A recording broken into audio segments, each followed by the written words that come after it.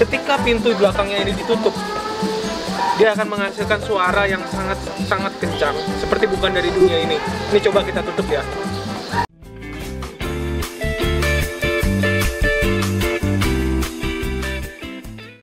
Halo semuanya, balik lagi di channel YouTube MR. Kali ini kita akan membahas Honda Brio E Satya tahun 2016.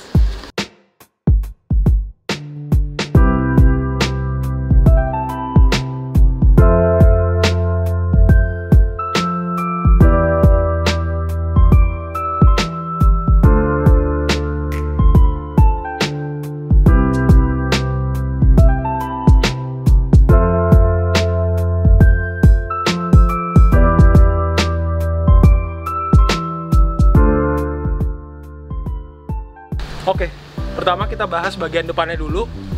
Di bagian depan, Honda Brio facelift ini sebetulnya masih identik dengan Honda Brio pre-facelift atau versi yang sebelum facelift.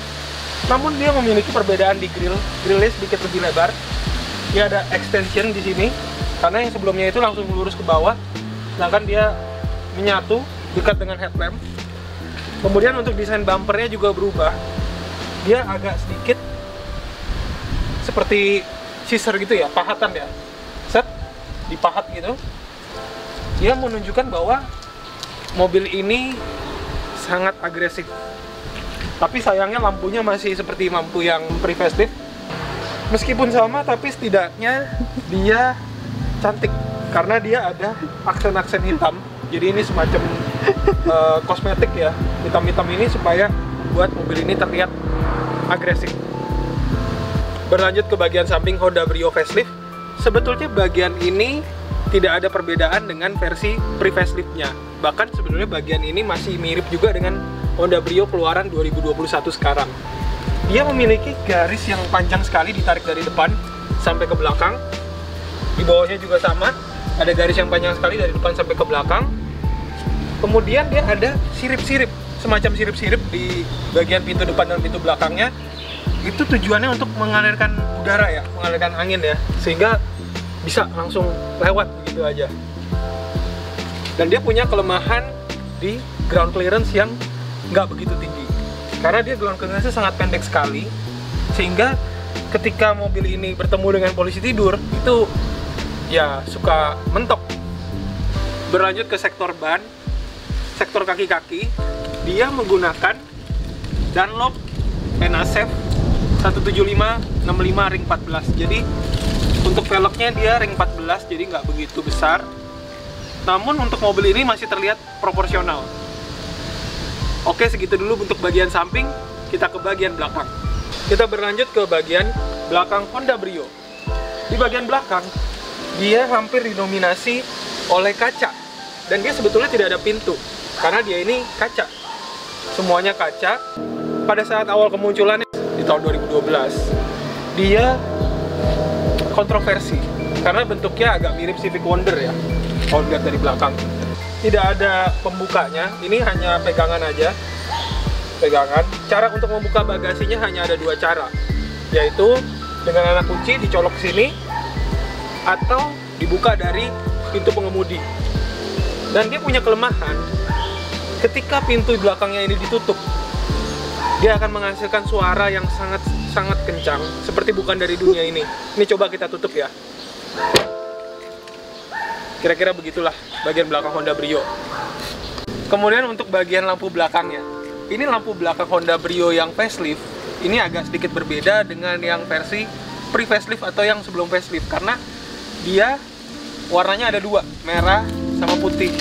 Ini mungkin mau menunjukkan bahwa Brio ini memang sangat Indonesia sekali, atau Brio ini adalah Brio yang dibuat dirakit di Indonesia.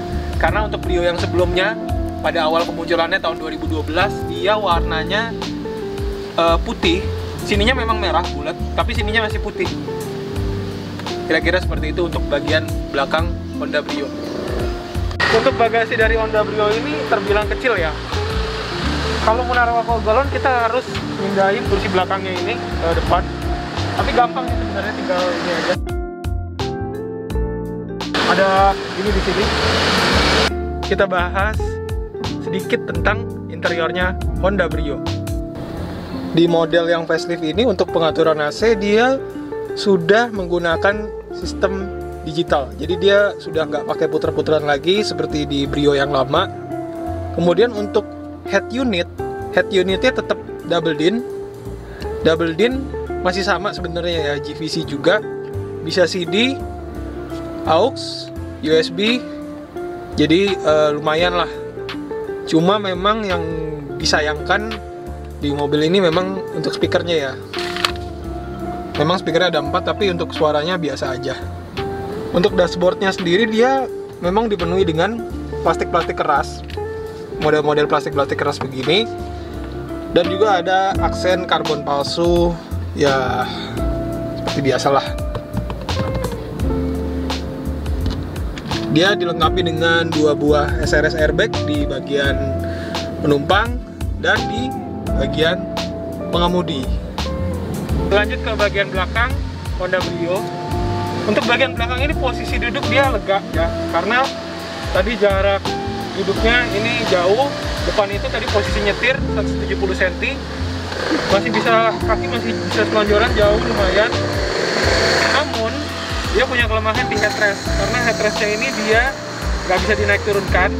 Jadi headrestnya ini kaku dan headrestnya cuma ada 2. Padahal sebetulnya mobil ini bisa memuat untuk 3 penumpang, tapi headrestnya cuma ada 2.